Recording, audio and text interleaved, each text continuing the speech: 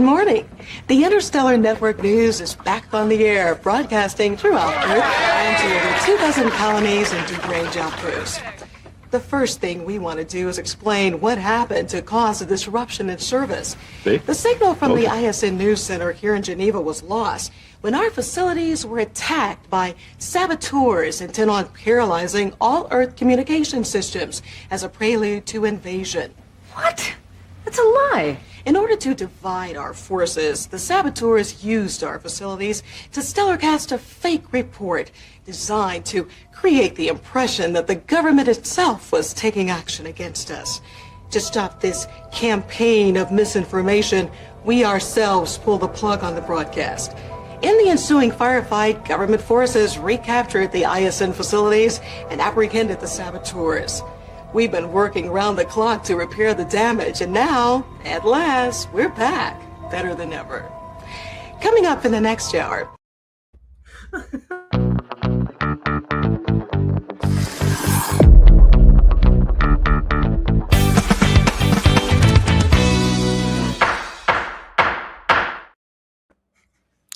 Hello and good afternoon, everyone. It is July 12th, 2026, and the great hiatus is over. Trivial Debates returns to a stage no better fitting than Babylon 5, the station that is truly our last best hope for peace and aggressively petty arguments.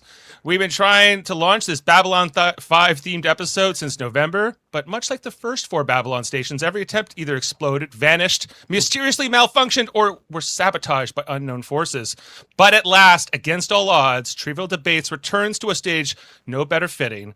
And it is, we're going to get into political coups, shadow wars, Vorlon cryptic nonsense, Drazi-colored fistfights, and at least one incident where someone definitively yells, "This is not my fault," while everything exploded behind them. But today, it hosts something even more dangerous, our 3 warriors of light who stand between the candle and the star. But remember, understanding is a 3-edged sword, your argument, their argument, and whatever the hell Kosh is talking about. Now let's introduce our contestants for today. First up, this pro wrestling TV broadcaster turned executive leader is a 20-year veteran who has served in both the public and private sectors, trained in the art of the promo and the boardroom. He's a ranger of potential, specializing in helping others wield their inner strength. He enters the debate arena with a focus on the on-the-shock, ready to get his hands dirty for a worthy cause. From Babylon 5 for the first time, not a Star Trek podcast, it's Jeff Aiken. Thanks, Dave. I'm so excited to be here. We're actually doing Babylon 5 for the second time right now, because Babylon 5 is a show that you get to watch for the first time twice. There you go. Double your fun, double your pleasure. Welcome, Jeff. Also up today, the mind behind the Phantasmo YouTube channel, where he dives into Babylon 5, Star Trek, and more. A scholar of the station's history, philosophy, and politics. The past tempts him, the present confuses him, and the future frightens him, especially when JMS is still capable of dropping new canon at any moment. It's Fintan Monahan. Hi, good to meet you guys. Yep, ready to go. And, win, lose, or draw. In purple, I'm stunning. So let's do it. Well, best dressed perhaps is already on the docket, although I do love Jeff's shirt. I always do every time he wears that. And rounding out our panelists for today, our competitors, the videographer from Indiana, who has a knack for creating content for fun and enjoyment, a fan of sci-fi and fantasy, Star Trek, Battlestar Galactica, The Expanse, and now stepping into the halls of B5. He lives by the simple rule, don't be an asshole and life can be good, which is honestly a rule Babylon 5 should have posted in the Zocalo right next to No Pak Mara feeding between peak hours. Also known as Jim the Casual, it is Jim Kaz Noland. Hello. Thank you for inviting me to the show. I cannot wait to talk about one of my favorite shows I've ever seen, and throwing in the fact that I just discovered this show like a few years ago, and it became one of my fast favorites. That's saying something about the show. And to all the other cohorts on the Live Long and podcast show, y'all need to watch this. Seriously. Come on. I know. I've been saying, I've gotten to the point where I'm just like, if you want to wallow in your ignorance, be my guest. Fine. You know, Yeah. you're missing out on so much good stuff. I was just rewatching these episodes that you guys all picked. I don't know who has what yet, but I was just rewatching all those episodes again over the last 2 days. I'm like, man, this show's so good. I really loved the show in so many ways, and I know they would too if they would just give it a chance. Yeah. So Kind of like Firefly. kind of like, well, maybe like Firefly. That's a different subject. Yes, I am your host for today, Dave Mader. I will be the arbiter of all things Babylon 5 and these arguments that will be made. And as another great David said, live each second as if it's your last moment of your life. If you love, love without reservation. And if you fight, fight without fear. That is the way of the warrior. So we're going to get into our questions. Each contestant is going to argue for their champion, their cause in with each question presented. And passion is encouraged. Insults must have merit. And if the things get out of hand, well, as they say on Babylon 5, it's all going to hell. And up first, it's the movie round. Okay, so our question for the movie round: which is the best Babylon 5 movie? And why does it best represent the spirit and legacy of the series? So there are many Babylon 5 movies to pick from, so you have a bunch of choices here. So we're going to start up, I think, with Jeff. I don't know what he's arguing for, but we're going to get into it. It's simple. It's The Lost Tales. And here's why. Crusade is also part of the Babylon 5 universe and is an incredible series that was lost, right? It's nothing but potential. And Lost Tales bridges Babylon 5 and Crusade. You got Galen. It even brings in Stargate with Dr. Frazier interviewing Sheridan. It's incredible. You get some classic sci-fi themes. Do you kill one to save billions or not? You have Sheridan taking the Star Trek route and deciding, no, I'm going to talk. I'm going to get to know this person and find another way around. And who doesn't love the way JMS handles religion?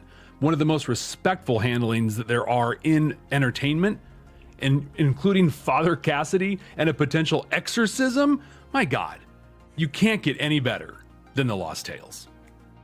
Well, he didn't even need the full minute, everyone. No. So It's that clear. It's that that clear. That was pretty convincing. I don't know. You guys have your work cut out for you, I got to tell you. That was quite the pitch. All right. Well, I think he yields the rest of his time there. So we will now move on to Finn, who will be arguing for his film. Well, I chose In the Beginning because it captures the epic sweep of Babylon 5. It's a story of an entire war that changed the shape of the galaxy. But it also does what Babylon 5 does best, which is break down these vast movements of galactic politics into relatable human stories. The Prometheus and the misunderstanding led to war, Sheridan and the Black Star, Franklin's principled stand against sharing his research for bioweapons. It's also got big themes, the tragic pointlessness of war.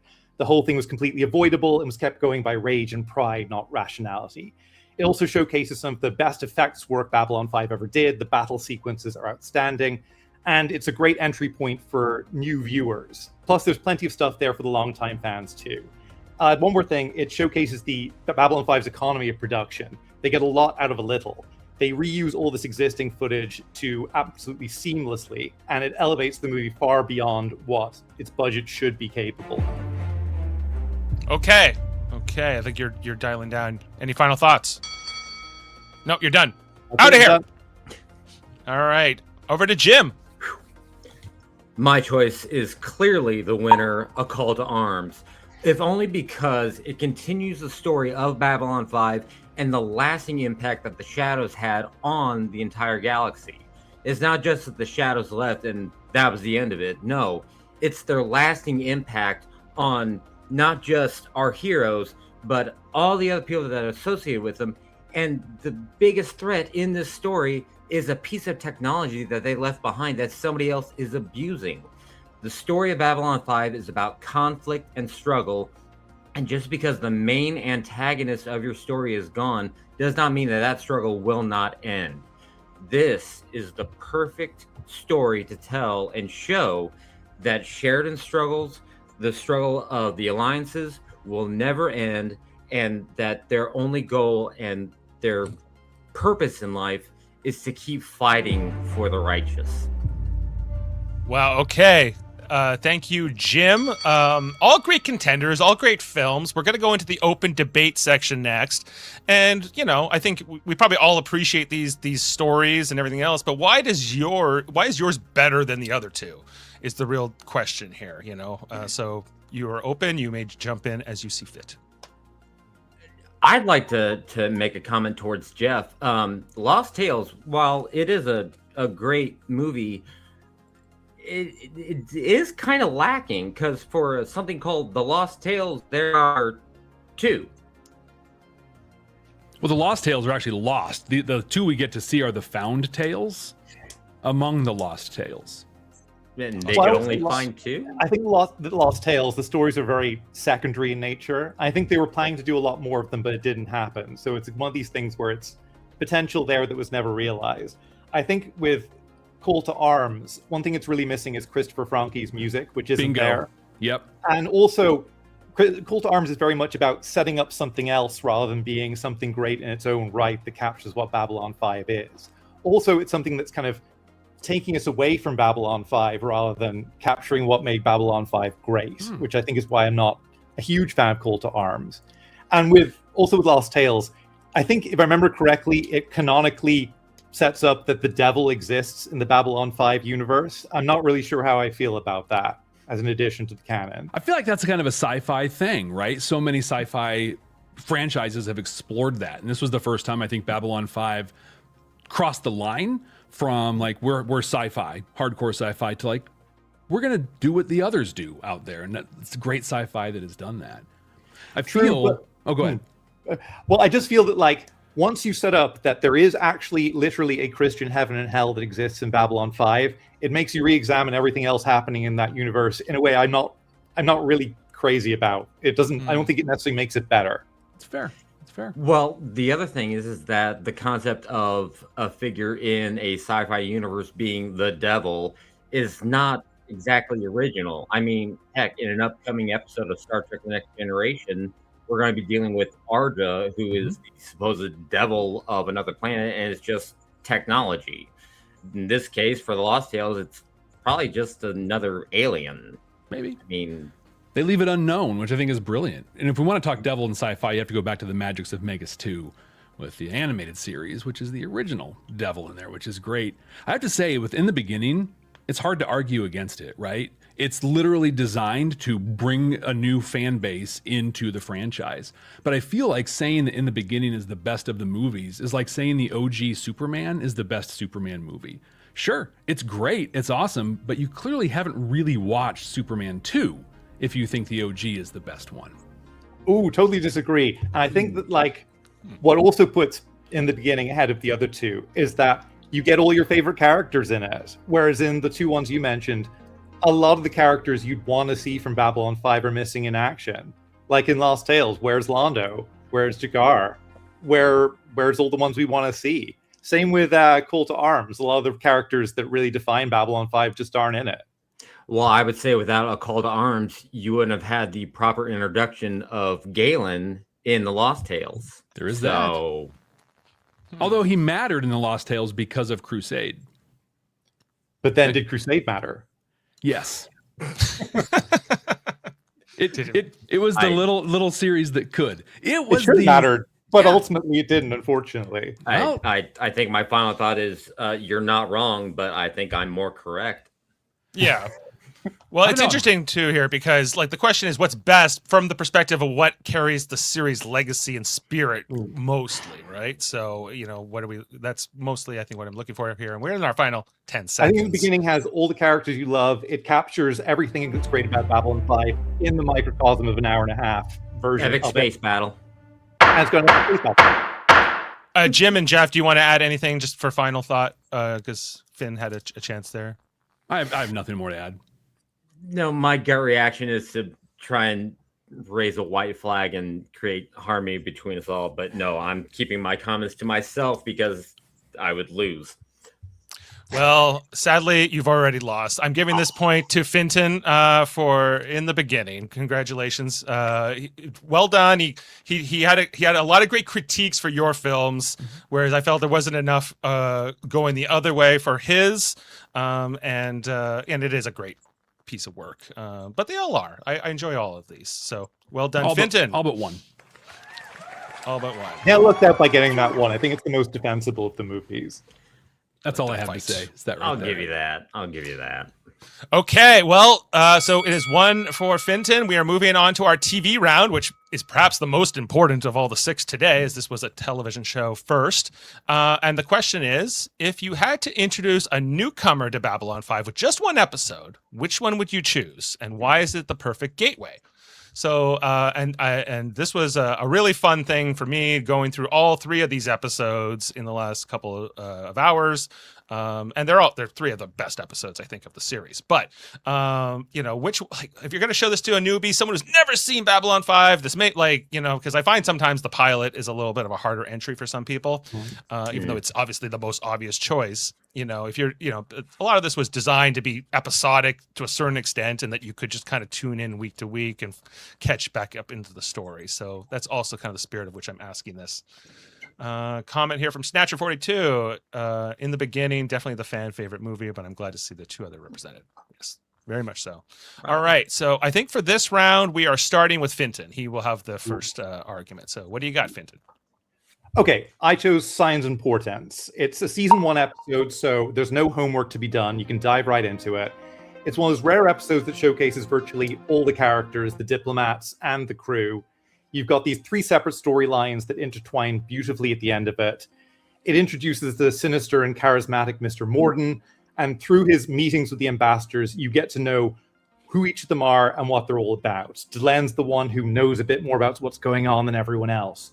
Jakar and the Narn want revenge on the Centauri for the colonization of the world. They have a real chip on their shoulder. And Londo wants a return to greatness for his fading empire. And this leads into one of the show's best speeches of the early season, which is where Londo laments the state of the Centauri Republic. I'm tired of running through my life like I'm late for an appointment, afraid to look back or look forward. And then at the end, you get the big battle with the Raiders, which showcases one of the best space battles of early Babylon 5. It's all in one episode. Yes, this is the What Do You Want episode. Yes. All right. Thank you. That was a great opening candidate for the choices. We move on to Jim.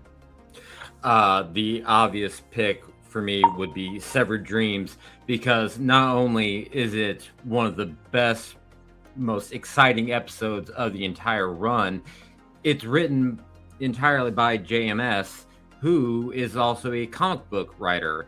And there's one rule about comic books, is that every comic book is somebody's first.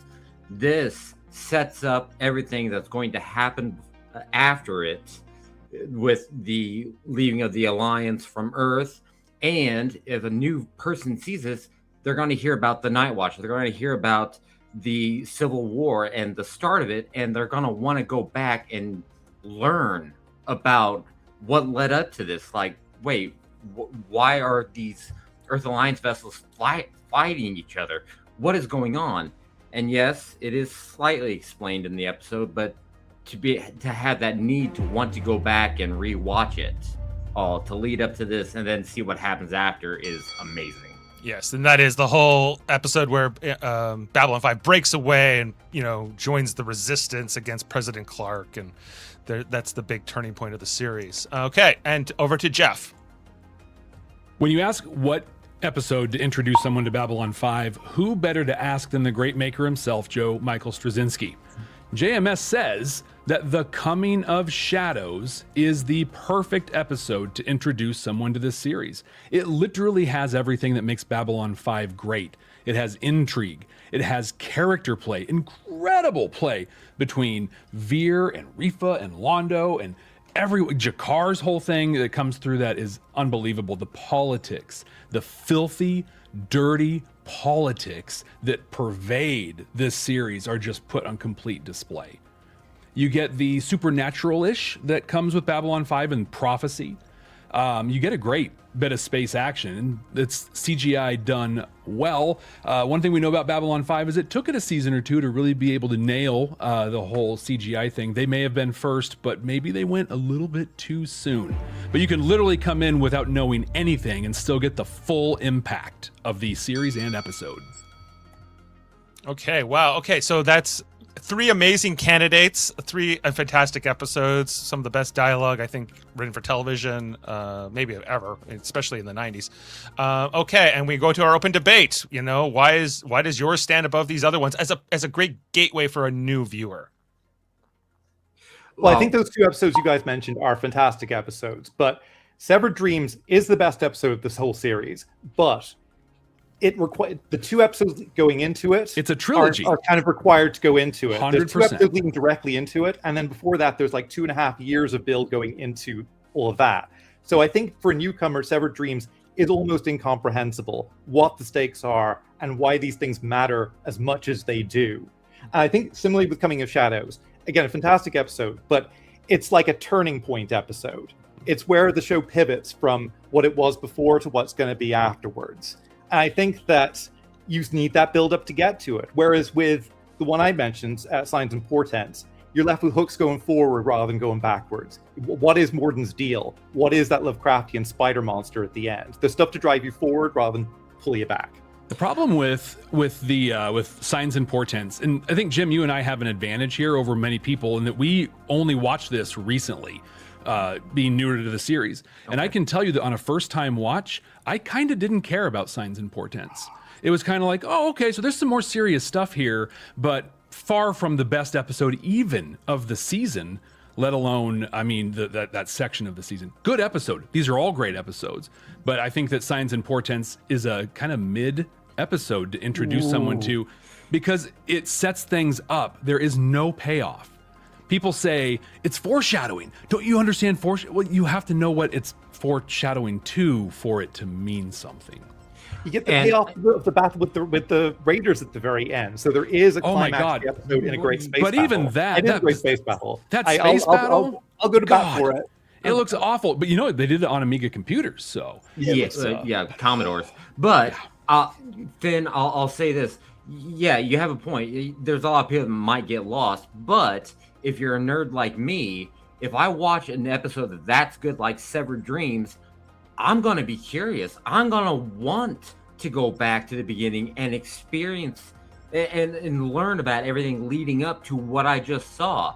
I literally picked this episode because I asked a friend of mine who's never seen the show, hey, what do you think about this kind of situation? Would you want to go back and watch it? And he goes, yeah, actually I would.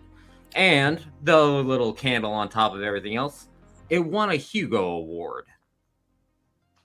Valid point. However, if you want to introduce someone new to it, do you want to spoil things that are happening ahead before they even start at the beginning? The advantage of Signs and Portents is it doesn't spoil anything that's going to come up ahead, and you can watch the things that happened before, and ain't nothing's ruined for you.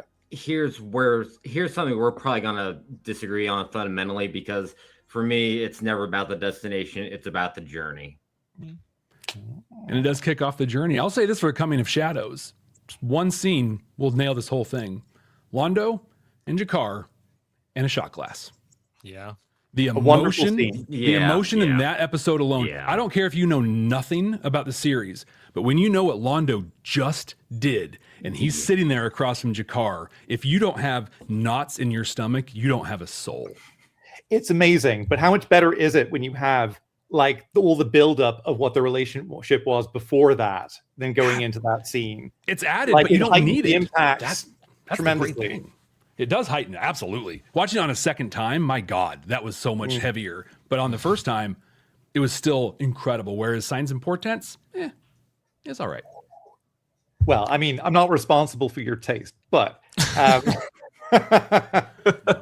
also, this is literally like picking your favorite kid, right? Yeah. I mean, Coming to Shadows is the favorite one, but we say they're all great because they actually are fantastic. Yes. Wow. Okay. So, great arguments, great champions here for the thing. Is Severed Dreams, is that season 2 or 3? That's 3. We got 1, 2, 3 in this. Yeah, we got one from each season. It was interesting to me because when we originally had the contestants lined up, I think it was like 2 season 1 episodes. I think it was different contestants, and then it's evolved in like since November whenever we were first starting to plan this. So. Hang on. I'm sorry. I know it's a great show, but 2 different people have picked episodes from season 1. I know. Well, it's not my favorite season either. Okay. What they were, out of curiosity. Oh, it was a while ago. Maybe Worldmind can look that up. But it was but I thought that was interesting at the time because I always think season one's the like probably the weakest season. Next to maybe 5. It was, but got some gems in it. And it was interesting. Like Severed Dreams, like let's hit somebody with in the face with like one of the biggest episodes. But I can't help but sympathize with what Finton's saying. Is like, well, but you're kind of like going in hard, and I'm somebody who can enter a series midway. Like I got hooked on Lost in the middle of the run. Like some people have to go to episode 1 and then 2 and 3, and they can't do it any other way. So I think it really comes down to your interpretation of how you would want to watch the series. I think I'm going more in the spirit of someone like me and Jim who can do that. But I have to. Worldmind has an update. Parliament of Dreams, The Coming of Shadows, and Revelations.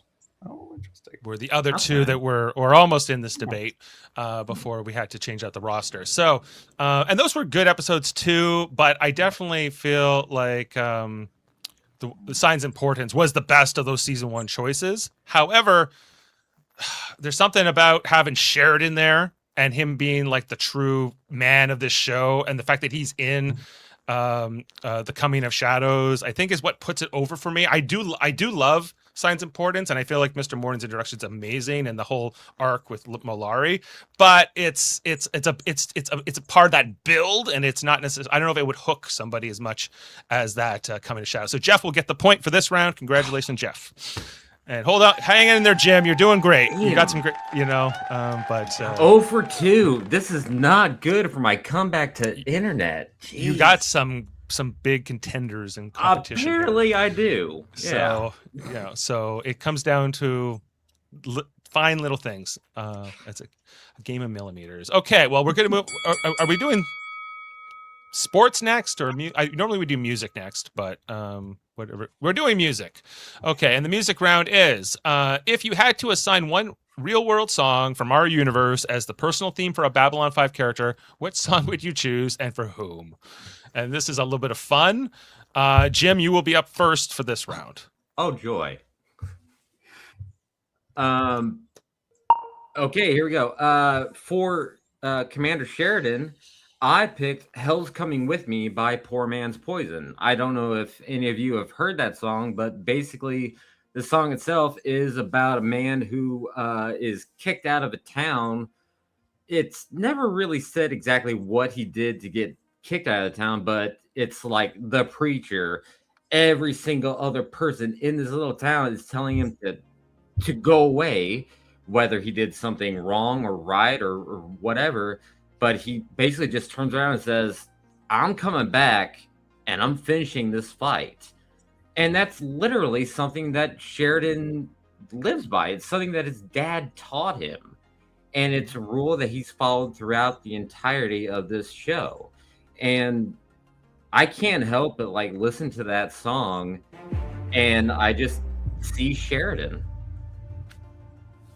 Okay, I don't know this song, so we're gonna have to get into that. I think that will put Finton up first, or up second, I suppose. Okay, well, Londo and Bruce Springsteen might seem like an odd fit, but the song Glory Days always makes me think of Londo. It's this song about people in a bar in a small town, and they're endlessly droning on about periods of their youth that define the rest of their lives. Like you got the baseball player who hit the home run at the big high school game. He was a big hero, and now he's just a guy. And you got the lady, she was a real beauty in her youth, and she would turn all the guys' heads. Now she's married with kids, and her looks have faded a bit. And it's about how they take joy from these memories, but also how it's a bit sad that they're living in the past, that they've chosen to define themselves by these glories that are gone now and can't be recaptured. And that's Londo in a nutshell, right? He's clinging to this glorious past of the Centauri Republic. He clings to the glories of his own youth as a dashing soldier and his brushes with love.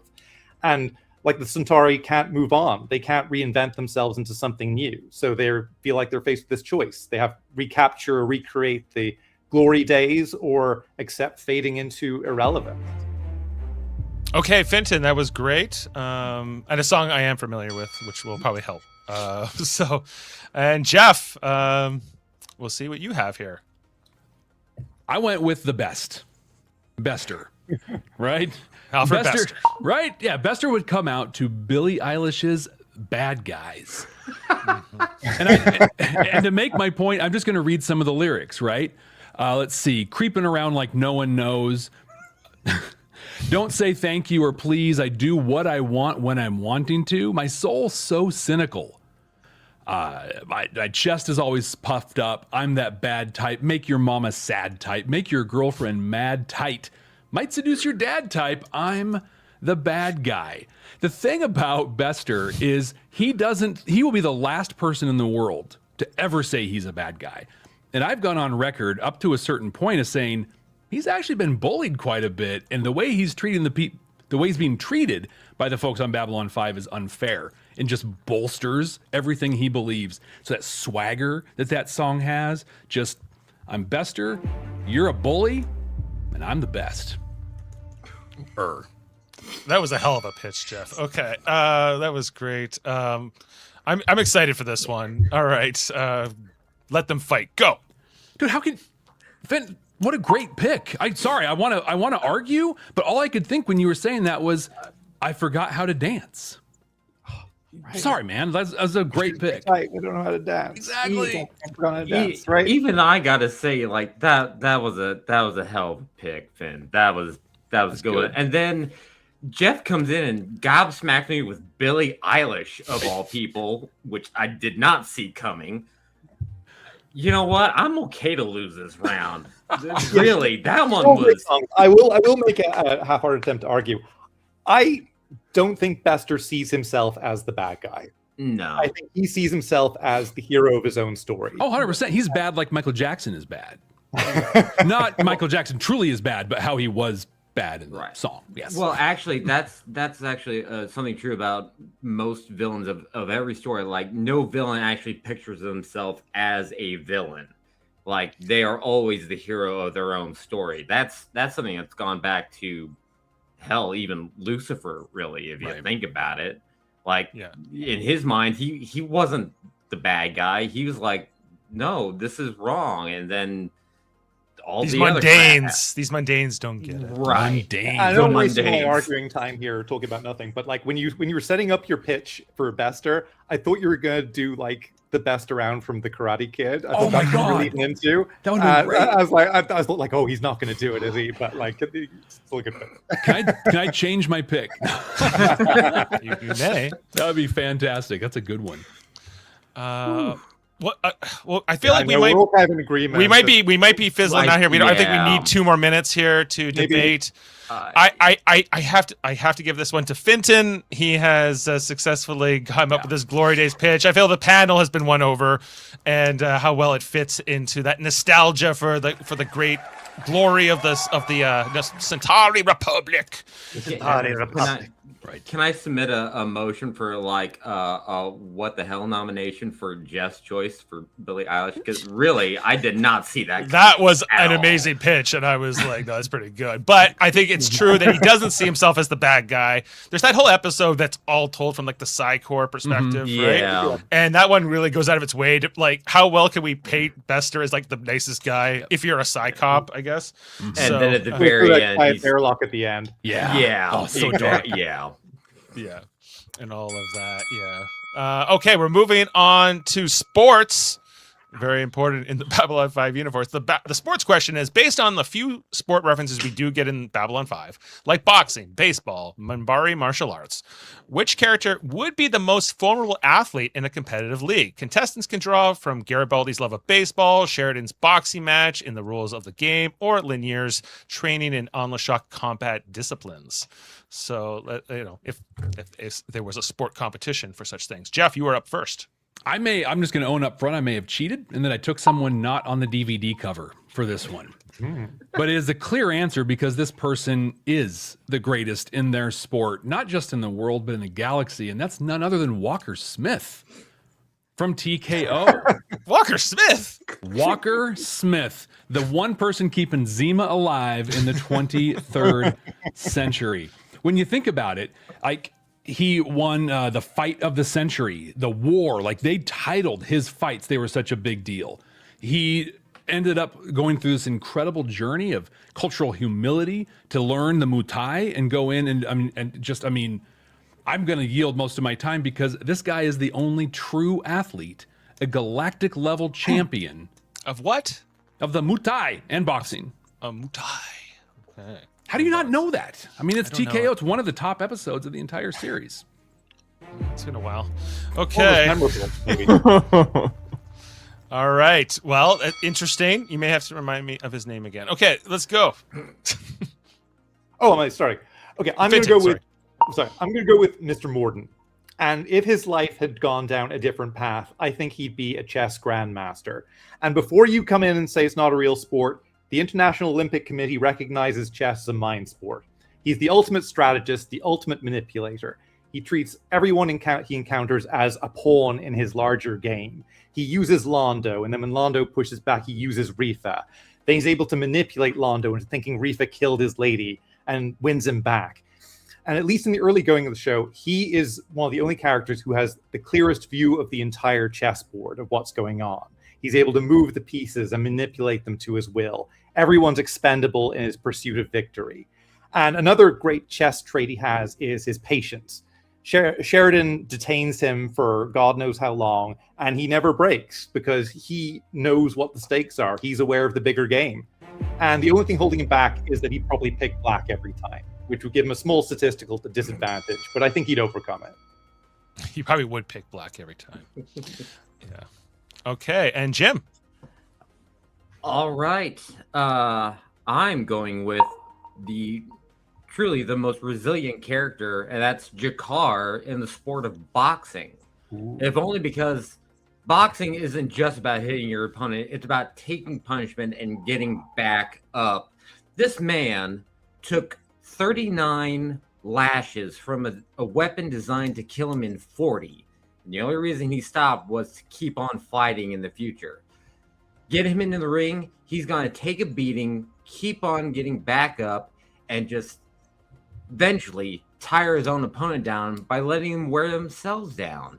And then we've seen how strong he is. He's ripped off chains off of boards. They'll just knock him out in one punch after a few minutes of just letting him beat on him. He can take it. We know he can. He's got this physical strength to do it and the resolve to do it. Okay, well, thank you, Jim. And I guess we have two boxers / Muay Thai, and we have a chess player. So this should be fun to argue of which is more athletic. My comment on Jakar isn't even verbal. I'm just going to do this. Because that's how the Narn fight. They do this and they jump. If you watch the fight scenes with the Narn in them, they get their butts kicked by overweight Centauri with beer bellies. Jakar can take a licking, but he can't give it. He busted those chains because he literally was carrying the weight of his people on his shoulders. You're in a boxing match. It's just a boxing match. Not necessarily. We could wager on the match. Hey, the Centauri Republic. If Jakar wins, we get the Republic. Why not?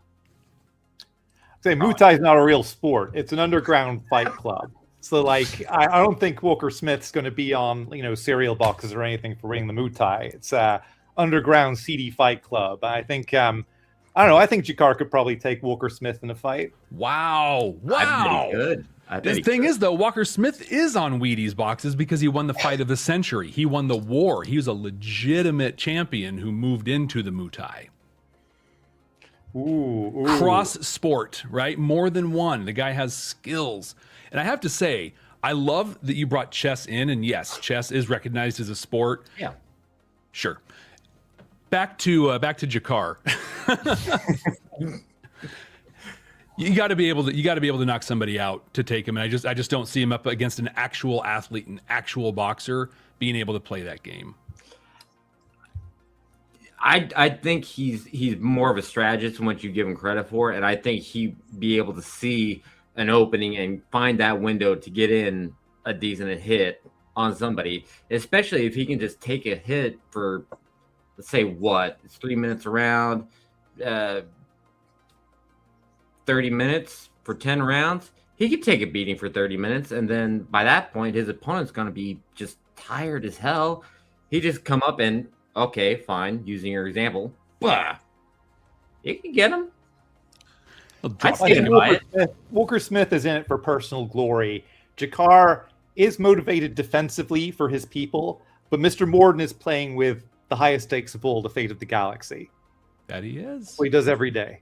Is he getting tips from the shadows hiding behind him? Like, no, move over here. They absolutely are giving him tips. Yes. They're going, and he's like, Which is tough because both Jakar and Walker Smith are doing it on their own. I have a canonical question because I can't help but remember that episode where Jakar takes the dust telepath drug and he goes after Malari and he absolutely beats the hell out of Malari. But I'm like, is that because the drug made him stronger? Or Jakar on dust would definitely beat Walker Smith. Yes, he'd beat both of them. I think it's a PCP sort of a thing, especially when he like Darth Vader's Veer and just like... Yeah. Because that's like the only time I remember Jakar being like physically like beating somebody up or anything like that. Like he's able to take a hell of a punishment. He did a great job in Late Delivery from Avalon when he leapt over the piece and he and King Arthur went and did the bad guys. Do we need like an underground fight league where it's the Mutai except it's the enhanced Mutai where they're all on dust? I mean, that's settled it.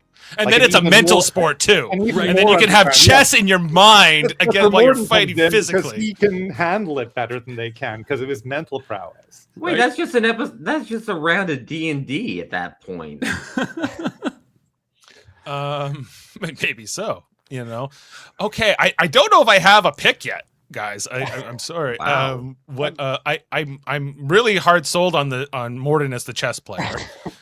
I guess I'm leaning towards Walker, but like only because I can't remember athlete. I can't remember Jakar being boxing, you know. So would he be able to box? Him and Garibaldi are good friends.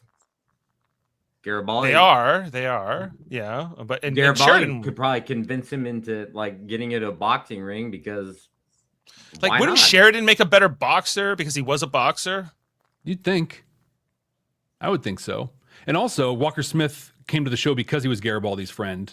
Garibaldi put his neck on the line for him, so I don't know that including him with Jakar would help. Right, I got my episodes mixed up. Crap. I gotta go, Jeff. Jeff gets it. Walker what? Walker who? Smith. Walker Smith. It's actually did not know I would be picking that today as the greatest athlete in Babylon. It's actually Sugar Ray Robinson's birth name. Okay. This means we have a tie now. 2 points for Finton, 2 for Jeff, and none for Jim yet. Jim, there's still time. There's still 2 more rounds here. We are going on to history. All right. Where's my history question? History. Which moment in Earth's in-universe history, so either pre, during, or post-Babylon 5, had the most profound impact on the galaxy and why? So contestants could choose from events like the Earth-Minbari War, the rise of President Clark, the Interstellar Alliance formation, the Telepath War, whatever. What was like the big, huge event that changed everything? Oh, it's me. Okay. I'm going to pick the moment Delenn picked Sinclair's Star Fury at the Battle of the Line. It's someone making a selection completely at random, but the consequences of this choice are everything that follows. It leads to the end of the war as Sinclair is revealed to have the soul of Valen. It sets the stage for the Babylon Project, the revival of the Rangers, and eventually Sinclair traveling back in time to lead the Forces of Light in the First Shadow War. If Delenn had picked any other ship, none of this would have happened. Past, present, and future would be unrecognizable. It would be so altered. And now you might say Delenn was predestined to make that choice, but that she was always going to pick that ship. But one of the key themes of Babylon 5 is that people's choices matter. And our thoughts create the universe, and our choices make a difference. Delenn is unaware of the great chain of causality at work here. There's no higher power guiding her action. So her picking that Star Fury is the moment that shaped everything that came after. Right. Okay. So the pick, that random selection with a Vorlon perhaps whispering in her ear, or her remembering of Vorlon when a Vorlon said something to her. Okay. But still an important event, regardless of what made her do it or not. Okay. Up to you, Jim. Okay. I am picking Anna Sheridan's choice to join the crew of the Icarus because if she wasn't there, Morden, when he shows up at Babylon 5, would just be a rather suspicious person. Sheridan wouldn't have so doggedly gone after him looking for information about his missing wife. And past that, when he finally does go to Zahadum, she wouldn't be there to try and tempt him or convince him to join the Shadows. Frankly, if Anna Sheridan isn't there, Morden probably could have snuck around a little bit more and gotten a lot more accomplished for the fight for on the Shadow's behalf. Without Anna Sheridan being there, Sheridan himself wouldn't have made such a big impact. So thanks to her choice to be on the Icarus, Sheridan accomplishes the final victory against the Shadows. Because he goes to Zahadum? Because he wants to know what happened to his wife. Right. Well, I guess, does he, like, let's say he still takes over Babylon. Sorry, before we get to you, Jeff, I just want to understand the argument, right? So if his wife doesn't go on the Icarus, then she never goes missing. Right. But let's say he still goes to command Babylon 5 at the beginning of season 2. Yeah. Right? So Morden can do more what he wants to do in the background. But when it ultimately comes down to, like, does Sheridan have a reason to go to Zahadum? He wouldn't have had that reason, right? Pretty much. Follow his wife there, I mean, that was the only reason he knew Zahadum, like why it came up on his radar, was because Anna was on the crew of the Icarus to go to Zahadum. Okay. Thank you. Just wanted to probably should have waited to the debate. Yeah. Okay. No problem. I just want to understand. Okay, Jeff, you're up. I love how, Fenton, you went with, like, without this, none of this would have mattered or happened. And so I'm going to go back a little bit further. I'm going to say the Dilgar War. Up until the Dilgar War, Earth wasn't even really a player on the galactic stage. What we know through the series, it's the messages are replete throughout that humans create communities, right? We are the glue that brings everyone together. And you could argue that without humanity, the Shadows would have just bowled over the galaxy. It was humanity that brought us together, that cracked the code, essentially, that was able to tell the giants in the playground that they're not going to play the game anymore. Humanity entered the Dilgar War. They won it, and all of a sudden they mattered. In fact, their victory in the Dilgar War essentially led to In the Beginning, which is where they were like, hey, we want to go out now, and we want to economically be a part of things. We want to go meet these people. We want to go find the Minbari, which then led to the Minbari Earth War, which then led to the Star Theory being discovered and everything else that happened in Babylon 5. Interesting. Okay, some big moments in the Babylon 5 universe. If this doesn't happen, then all these other things afterwards don't happen as well. All great choices. And yeah, Jeff has, like, the most chronologically, he has the earliest one. So, a lot of things flow from his one. And then I guess Fenton would be next chronologically. And then I guess Jim's from there. But, it all flows together. Okay, let them fight. Go. If Anna Sheridan hadn't been on the Icarus, the next choice would have been Catherine Sakai. And if she had gone, then Garibaldi would have been the one who made the connection, rather than Sheridan. So I think it still would have worked out, even if it hadn't been Anna Sheridan. I think Justin said that, actually, when they were talking. If it's not him, there are others, and Bester backed that up, right? It didn't have to be Sheridan. This was going to happen regardless.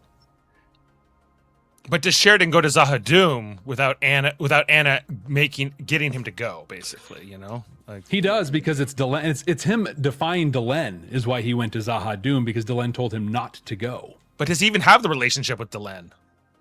By the time he goes to, but by the time Zahadum comes around, or at least is mentioned to him, because he would have been married and he wouldn't have had this romantic thing with Delenn up until that point either. But Zahadum was actually on the map in the second season. Jakar was the first person to mention it. He knew it was coming. Zahadum would have come into the equation regardless. It was mentioned in season 2 that there were some strange occurrences going on around Zahadum, because Morden asked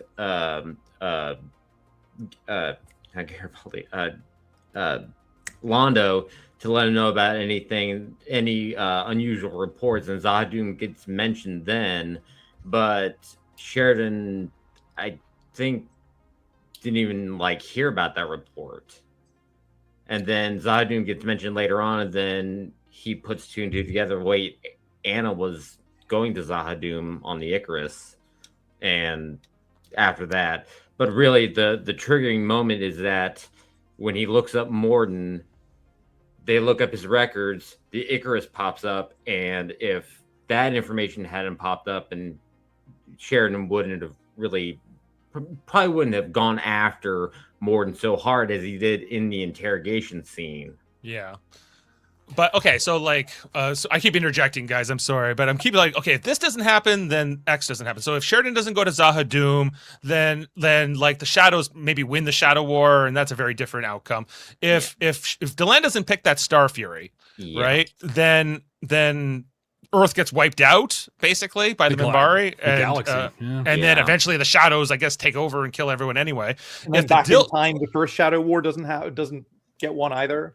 It happens way back. If the Dilgar War doesn't happen, then I think the Vorlons would have wiped out the Dilgar anyway, because that Dilgar technology that gives you immortality, but you have to sacrifice people to do it, that was a source of endless conflict. I think at some point the Vorlons would have intervened to get rid of the Dilgar anyway. But it wasn't getting rid of the Dilgar that mattered. It was humanity winning. It was just like, we won this thing, now we matter. Whether they wiped out the Dilgar or not wasn't relevant. Vitally important for shaping humanity's destiny and its role on the intergalactic stage. But ultimately, I think the Dilgar would have been wiped out anyway. And Delenn picking that Star Fury had bigger ramifications for the entire galaxy, past, present, and future. True, but that was like the most predestination paradox of all of these, right? So it's a bit of... So we still have free will, we still make choices. And like I said, I think one of the big themes of Babylon 5 is that our choices matter. And I think if that really were the case, that she was always going to pick that ship, I think it would go against everything Babylon 5 is about. I would argue that she didn't make the choice. Kosh and Kosh 2.0 made the choice. Isn't this whole the thing truth points to itself? Like in all Vorlon stuff, it's cryptic and nonsensical, right? Isn't this whole thing like basically the bootstrap paradox? Like... I think it is. Like, it could be that we could argue this for another 3 hours, but really it kind of boils down to these things happen because they're gonna happen. I would love just to invest an hour into this podcast one time where we just talk about all these historical events. This has been maybe my favorite round so far. This has been a great one. Jeez.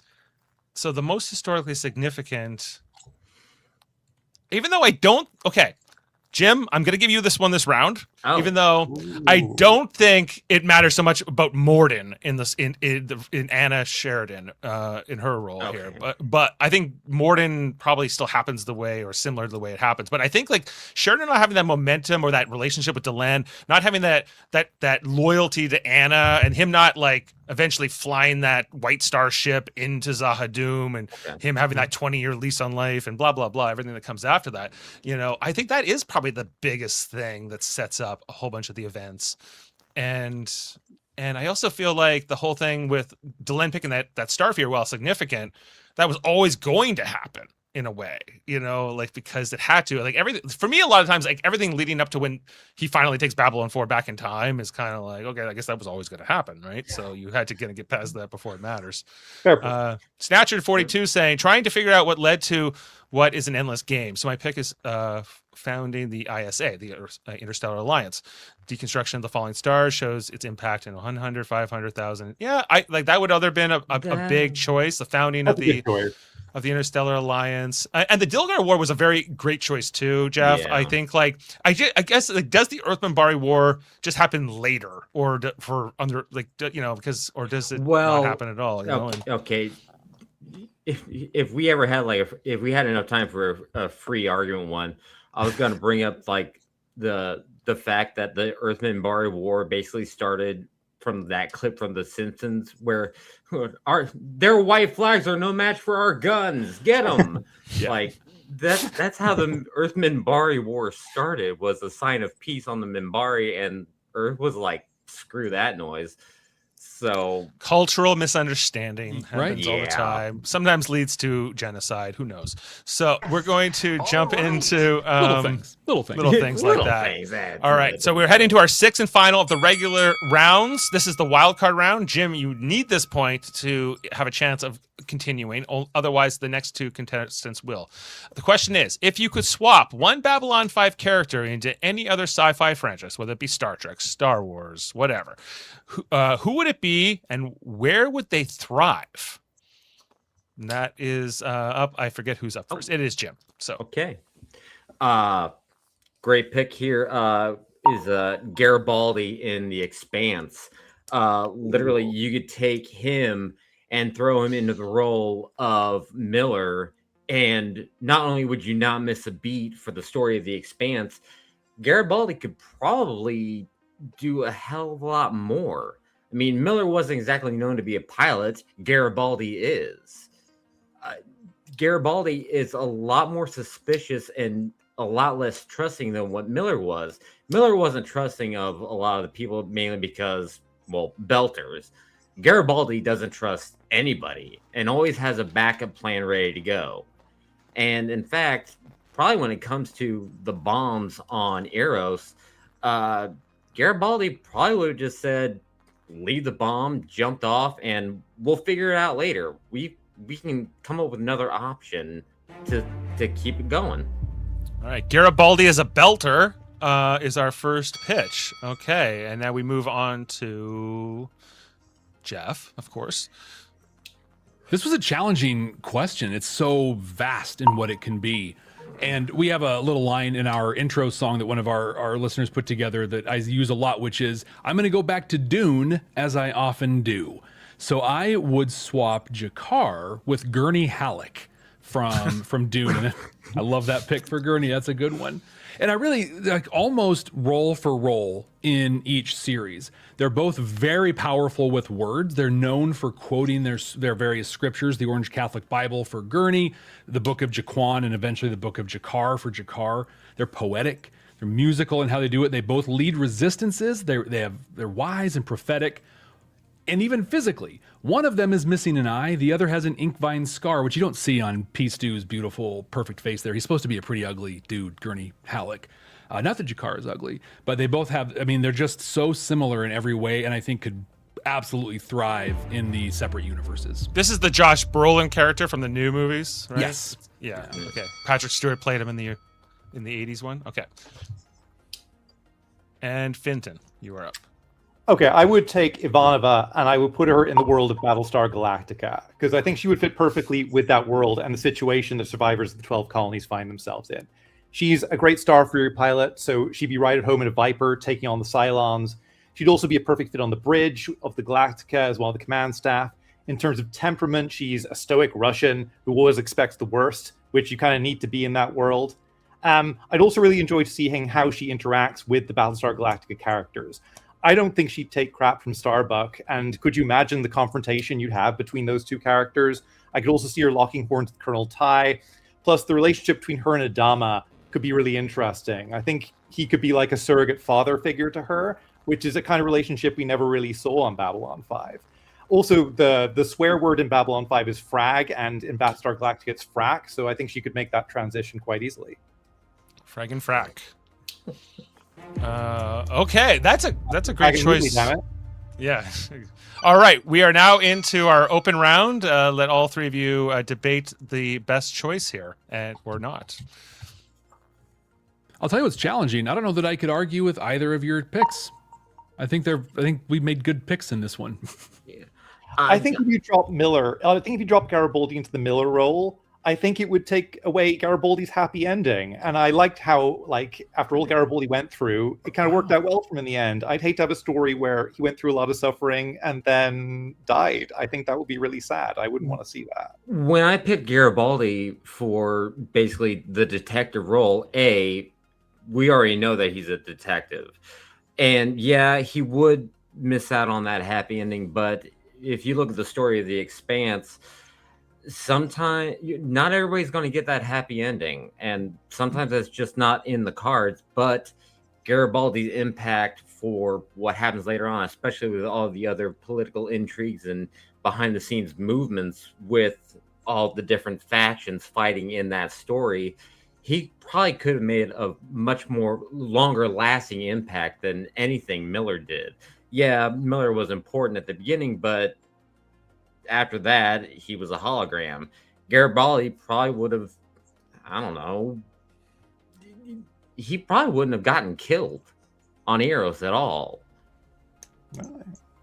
I think with Gurney, having Jakar as Gurney, I think Gurney is a mentor and he's a guy who flies the flag for somebody else. Whereas I think Jakar is a guy who follows his own destiny. He's a guy who doesn't follow another person necessarily. He's a guy who makes his own choices, even if he often doesn't disagree. He disagrees with his own government. He does his own thing. I think temperamentally, he's quite a different kind of guy. That's a good point. I think Ivanova is too soft for the world of Battlestar Galactica, which is wild to say, right? Because Ivanova, she's our hero. She was sent from God, right? But she sleeps in silk pajamas every night. She wakes up and her hair is perfect and her makeup is done. She is smuggling a spot for her coffee beans to grow because she can't do without her coffee. Now, part of that is, yeah, look how I work around the system and make things happen. But none of those things would even be on the table in the galaxy of Battlestar Galactica. I don't know that she could have character of Babylon 5 would be too soft for Battlestar Galactica. I think so. I think so. Of all the characters you pick up from Babylon 5 to survive in Battlestar, I mean, it either be Ivanova or maybe Bester, but really Ivanova, I think I kind of got to side with Finn just a little bit to defend him from you, Jeff, because I think Ivanova would be great in Battlestar. And Gurney, didn't you say that Jakar wasn't a great fighter because he does this? Yeah. I mean, there was a whole fight training scene between Gurney and Paul? Thank you. Jesus. Not Jesus. Well, sort of Jesus, but yeah, kind of Jesus. Wow, yeah, I didn't even make that joke on purpose. But I don't see him. I don't see Jakar in that role. He kicked butt in that thing. He's still a Narn, right? He's still the Narn Jakar, and he's the only Narn in this entire universe. And the whole thing of doing it in a universe full of humans. And they're like, "Where are you from?" He's like, "I'm from this place called Narn, but we can't go there." And I've done a lot of spice. A lot. Like, it's a long story. True. Is Dust Spice? Is it the same thing? Right. So it's interesting that the other two picked human characters to put into pretty much all human universes. True. He would stick out a lot in Dune. Yeah, he would stick out, because like, why do we have this frog man? Well, I mean, they've face dancers, they've got those guild navigators, they've got their weirdos. Yeah, we got a couple comments here from Snatcher42. As holograms, they both managed to overcome their programming, referring to your pick, Jim. Now I'm almost thinking it isn't coincidence. Given S.A. Corey have said B5 was an influence. There you go. And Miller and Garibaldi both had turns as holograms. There you go. Deconstruction again. I am most convinced by Finton's argument, so I must give the point to Finton. I'm sorry, Jim. As much as I wanted a tiebreaker, I have to rule on the merits of the arguments presented. And I was like, yeah, I can totally see Ivanova there. And yes, while she does wear silk pajamas, and she may have a tough, she may go live on, President Rosalind's ship or something. I don't know. I was digging for a point to argue with that one because she would actually do fantastic. Like she'd be fun to watch in that universe too. I'm okay to lose to that one. That was a good choice. Sorry, Jim, you did great, and you nearly won earlier rounds a couple of times. That's just how this game goes. So we are now moving on to our speed round, which is going to be Jeff versus Finton. Yes, and this will be rapid fire. We will have all the same 6 categories again: movies, TVs, music, sports, history, and wildcard, but they'll be much faster. There will be an A or a B choice for you. Whoever speaks up first will get that whatever one they want, and the other one must argue the other, or you can just forfeit the point if you just can't bring yourself to do it. But some of these are a little bit more obvious, or there might be a more desirable choice. So we'll try to keep this as fair as possible. And Jim, I may call upon you at times if I'm struggling to rule on an answer to help weigh in. So with all that saying, we are now doing the speed round. Channel your inner Londo Mollari, loud, confident, and possibly regretting everything. starting with movies. If you were going to reboot Babylon 5 with a movie, which character would your lead be your lead protagonist? Would it be Sinclair or Sheridan? It would be Sheridan. Sinclair. Okay, you want different things anyway. And Jeff, you said first, so you are first. It would be Sheridan. Sheridan brings so much more dynamic. It just can do so much more. Sinclair is very niche in what he can do. He's excellent at what he does. He's amazing, but he was meant to be, the one. He's in Till Za. That was his path. Sheridan, also in Till Za. Also the guy who beat the Shadows and the Vorlons. Also the guy who took down President Clark and did everything else. I can't see Sinclair having that hologram of him come up and say, "We secede from Earth." But Sheridan nailed it. Vinton. I think Sinclair and Sheridan are very different characters. Sheridan's this upbeat war hero guy who's smiling all the time, whereas Sinclair is this haunted war hero who's traumatized, right? I feel like we never really got Sinclair to his full potential. And so if you're rebooting it, this is your chance to do Sinclair again and do right by him in a way that wasn't done on the show. So I think for that point alone, it's a chance to do it again. And there's no point just doing Babylon 5. You're going to do the same thing locally. Okay, rebuttal. I don't 15 disagree. seconds. We're trying to sell a TV show here. This is a It's a movie. reboot, and we're trying to sell a movie here. It's not doing it just for the sake of exploring a story. More butts are going to be put in seats by a John Sheridan than a Jeffrey Sinclair. John Sheridan showed up, everyone called him Captain Smiley, and they hated him. Whereas Sinclair, he's got a lot going on right from the get-go. He's got this backstory in the Battle of the Line, which is very mysterious. There's a lot of hooks going into his character. I think there's more to work with him straight off the bat. Whereas Sheridan only becomes interesting later on. Captain Smiley versus Captain Scowly here. I'm going with Jeff. I think it is Sheridan, but well done, Finton. That was a great chance to pitch Sinclair. Okay, all right. So we're tied up, right? 3-3? Yeah, I think now? now? Okay, Yeah. so moving on to TV.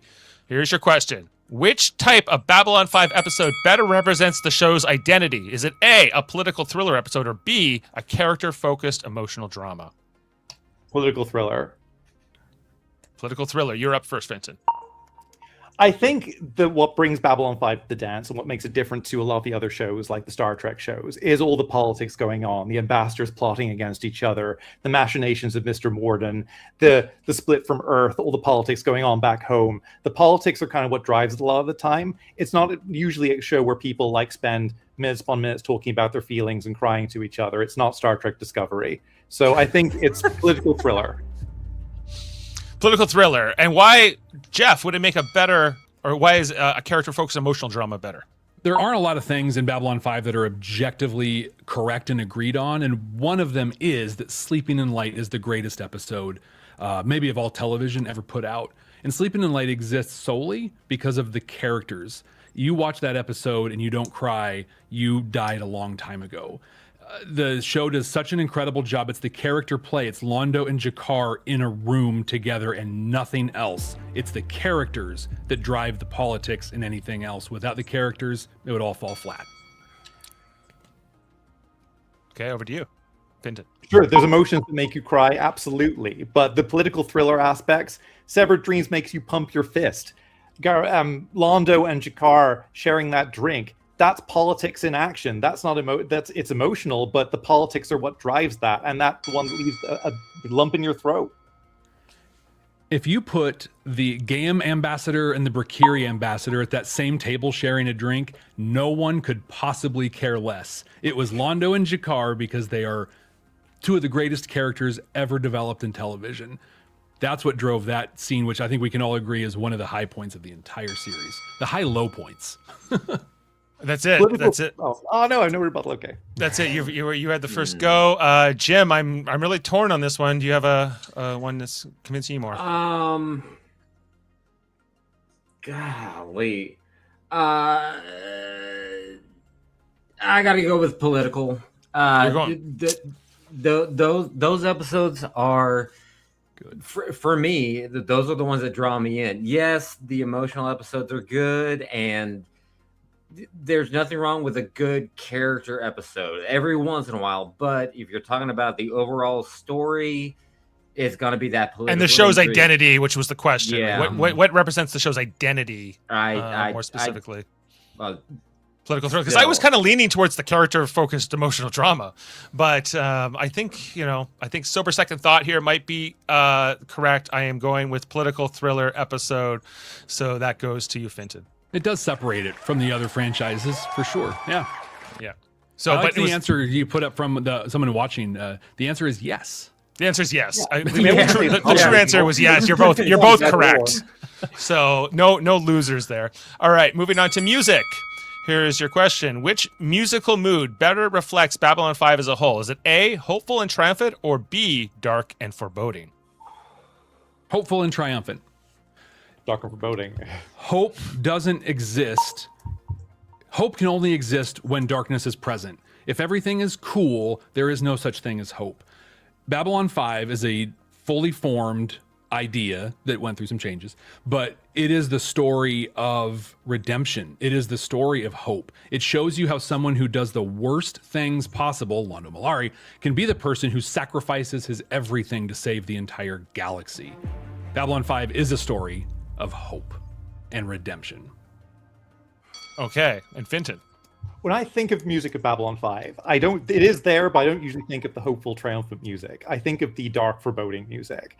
Like Londo watching the mass drivers flying down onto Narn. That's dark and foreboding.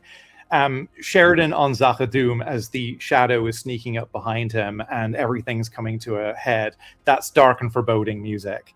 Like, I think that is core to the identity of the show. Hope and triumph, definitely, it's there, but I think dark and foreboding is what sets it apart. Ooh. Rebuttals. We still have rebuttals. I think a really good example of where this is difficult is the season 3 and season 5 theme song. Season 3, dark and foreboding, very militaristic. Season 5, very hopeful and triumphant. And I think for me, I would say that when you watch that season 5 intro, it literally tells the story of Babylon 5 in that intro sequence. Season 3's music's dark and foreboding, and it's the best season. Season 5's music is hopeful and triumphant, and it's the worst season. You're not wrong. I think that's not a coincidence. I think it fits the tone of each season. Is that it, right? Where all rebuttals are now done? Okay. Finton, once we got into intro sequence, I'm like, you're right, season 3 is so much better than season 5. So in terms of just intros, theme songs and everything else, because season 5, think about the season 5 theme song, you're just like, is the show over? I guess it is. Yeah, it's over and it's hopeful and triumphant. Was. Yeah, it's like we did it, but we're setting up other things. Okay. It's a weird one because here, a reminder of all the things that happened.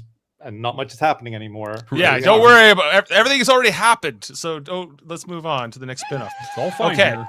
What's our score at? 4 for Finton, 3 for Jeff currently. We're 5 and 3. Yeah, we're 5 and 3. 5. Oh, okay. Finton's 2 ahead. Okay, we are moving on to sports. 3 rounds to go here.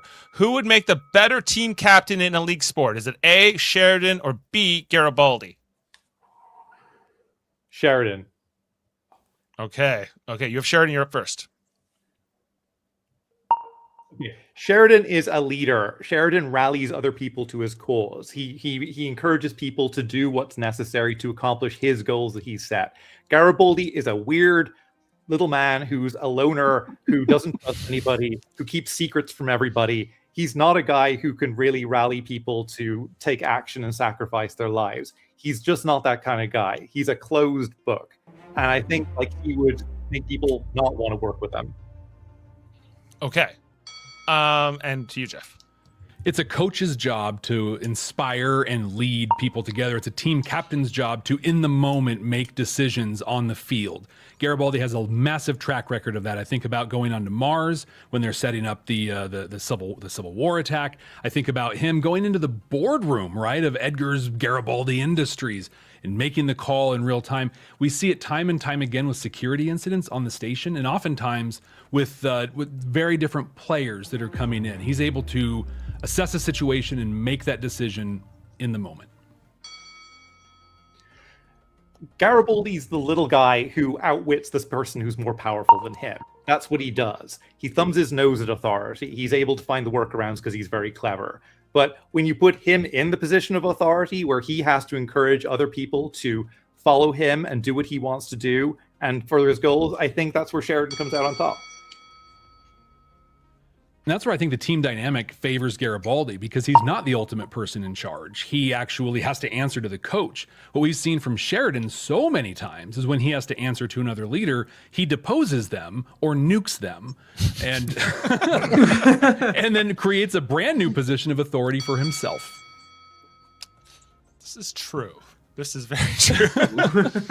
And, you know, Garibaldi, you know, it's as funny as it was to describe him as a loner and a weird guy. Like, you know, he did run the entire security force on the station. Like, he did get shot in the back by his own guy, so we could maybe talk about that. But and he led the TAC team on Mars.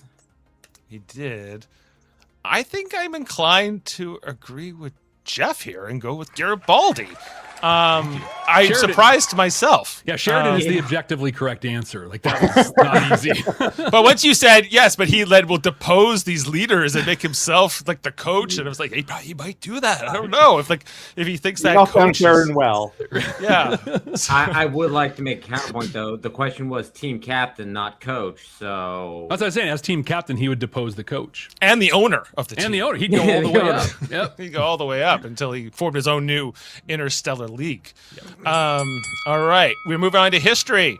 Which event changed the galaxy more profoundly? Was it A, the Earth-Minbari War, or B, the formation of the Interstellar Alliance? Interstellar Alliance. Tough one. So yes, Finton has the Interstellar Alliance, so he'll be first. Because in Deconstruction of Falling Stars, you see how it affected the universe 50, 100, 1,000, a million years into the future. Its ripples emanate all the way through. I know I'm stealing this from one of your great commentators, but it's completely true that, like, we saw how some things come and go, some people are forgotten as time goes on, but the Interstellar Alliance, its legacy lives on nearly forever. Well, Jeff, good luck. This is going to be tougher. The challenge is that Deconstruction of Falling Stars literally tells the story of what happens. With the Earth-Minbari War, you have to play with hypotheticals, which is difficult. We know the impact it had. There's the whole thing. Without Earth-Minbari War, Sinclair wouldn't have become Valen. Without Valen, there would be no Rangers. Without Rangers, there'd be no Interstellar Alliance. There's that line of thinking. But I think that what's more important than that is that without the Earth-Minbari War, the Shadow Vorlon War would continue to escalate, and the Vorlon would end up... I mean, they were destroying planets. So there wouldn't be a galaxy left from which to form an alliance. I'm going to contradict myself from earlier and say that the Earth-Minbari War was always going to happen the way it was going to happen because of the predestination paradox. So really, the Earth-Minbari War didn't change anything. It was always going to go down that way, whereas the formation of the Interstellar Alliance happened after War Without End. And so that's an open book. That's something that really did influence the galaxy and wasn't set in stone. There was never a successful campaign that decredited the Earth-Minbari War. Everyone looked at it and said, yep, that's a thing. Even when the Clark administration tried to, they weren't successful. The Nazi regime 500 years later successfully debunked the Interstellar Alliance and vilified them to the point that Garibaldi had to get super hologrammy computery to fight back. That's true. I didn't know that was coming back. So Snatcher. Is that all rebuttals? Oh man. This is a bit of a chicken and the egg thing because without the Earth-Minbari War, you don't get the Interstellar Alliance, so it's kind of. I had to be a thief and a hypocrite to make these arguments. That was great. I love the bending. And I try to keep the arguments contained to this argument, not necessarily what you said earlier. Jim, I need an opinion if you have one. Interstellar Alliance. I mean, I think it had. I think it had the bigger impact. Yeah. It's like, I guess if you're going short term or long term, we're talking of all of history here, so it's kind of an unfair question for Jeff, but I have to go to Finton. He did argue this one the best, so he It's gets the point. documented. There's the history. All you have to do is say the episode, right? It's like, yeah, it's the right But answer. the episode where they said it was the most important thing ever. Exactly. And with that gives a 2-point lead to Finton. And there is one more question, but it does not matter. He has won the game. So it is decided by the wisdom of Valen, the chaos of the Drazi, and the fact that understanding is a 3-edged sword. Our victor stands revealed. It is Finton. Lives for the one, dies for the one, and wins for absolutely everyone. Congratulations, you are the master debater of Babylon 5 today, Finton. Isn't every Truly fan an of honor. Babylon 5 I was glad to meet you. Glad to have you on the program today. We had some great contenders here. This was a lot of fun. And we are bringing in WorldMind, our producer for the episode. Thanks for all your help here today, WorldMind. Yes, I'm here to close out the show. Congratulations, Finton, on your big win. We're going to reveal what you win right now, and it is... Can you blame it? It's bucket or nothing! Surprise your friends, amaze your family, annoy perfect strangers! It's absolutely nothing. Free for only $99.99. That's it! You're getting dismantled! It's awesome. It's all I've ever wanted, and all I could ever hope for. New achievement. But we will give this opportunity for you to plug to our very vast and growing audience here at Trivial Debates.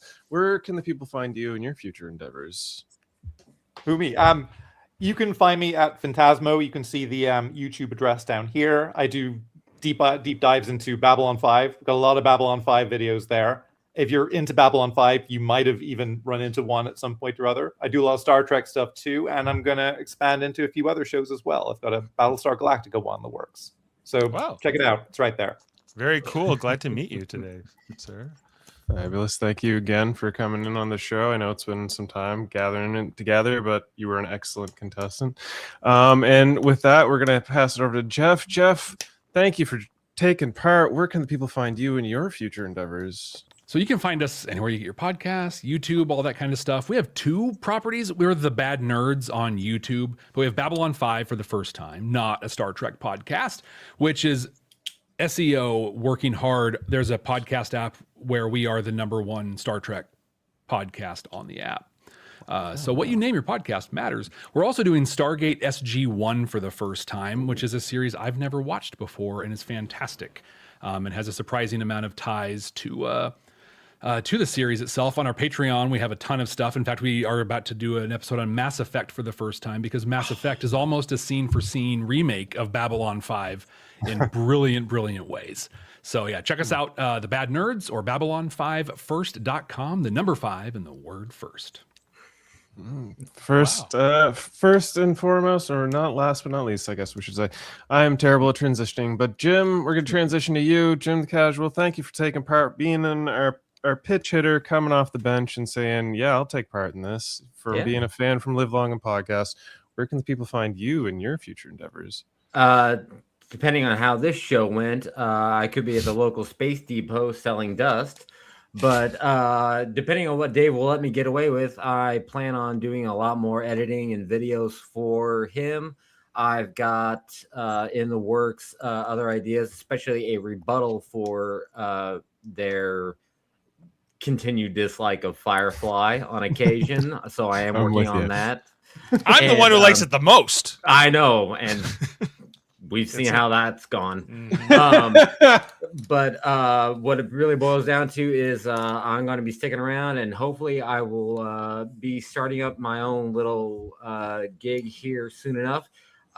Finn, Jeff, pleasure to meet you guys, and I can't wait to join in and take a look at some of your guys' stuff. And if anybody wants me to help out, or if they just want somebody to chat with, I am more than willing to jump in and do what I can.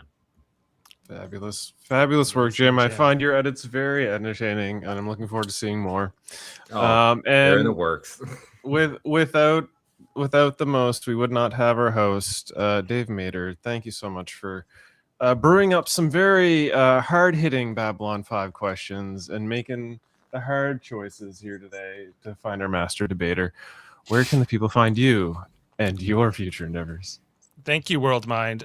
Yes, well, you can find me in a couple places, primarily on Live Long and Podcast, which is a Star Trek, but not just Star Trek themed YouTube channel and podcast. We do shows every week. A lot of it's episode reviews. We go through the episodes, watch them, and then break down the plot, rate the episodes, get into some interesting facts about it. It's always a fun experience, and we've done many different shows. You can go back and look at our takes on Deep Space Nine and other shows like Discovery, and we're going to be starting up Strange New Worlds soon, which I guess 2 more weeks until the 4th season of Strange New Worlds kicks off. So we'll be covering that every Thursday night. And we've been doing Star Trek The Next Generation off and on, depending on what other new shows we have. We're going to be doing next week The Devil's Due with Ardra.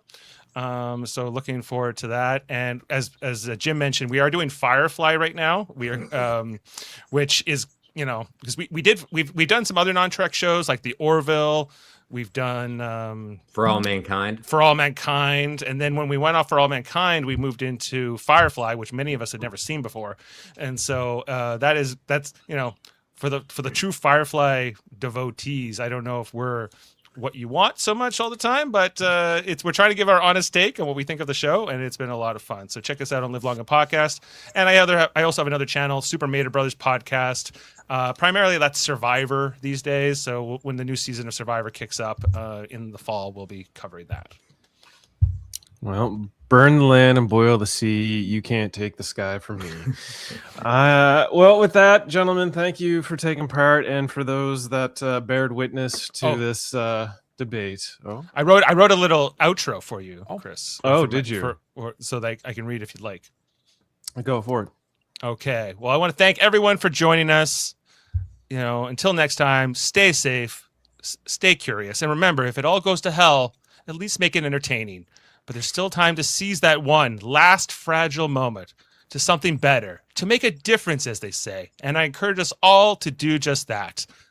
The past tempts us, the present confuses us, and the future frightens us. And all our lives slip away moment by moment, lost in the vast, terrible in-between. So let's seize those moments.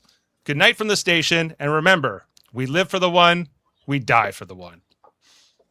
In Valen's name. We'll be back next month with episode 100. We're going back to the roots of Trivial Debates with this episode, so please join in for that. And I'm going to hit us with the outro video. Great outro, Dave. Sorry I've ruined it. Bye-bye. Beam up some Star Trek content with Live Long and Podcast. A roundtable movie discussion with Hey, did you see this one? And take a peek into the darkness with Heard Noise, Must Investigate with Michael Chan. Watch us duke it out on Trivial Debates. And let's chat about TV with the Super Mater Brothers. It's all here on the United Federation of Podcasts.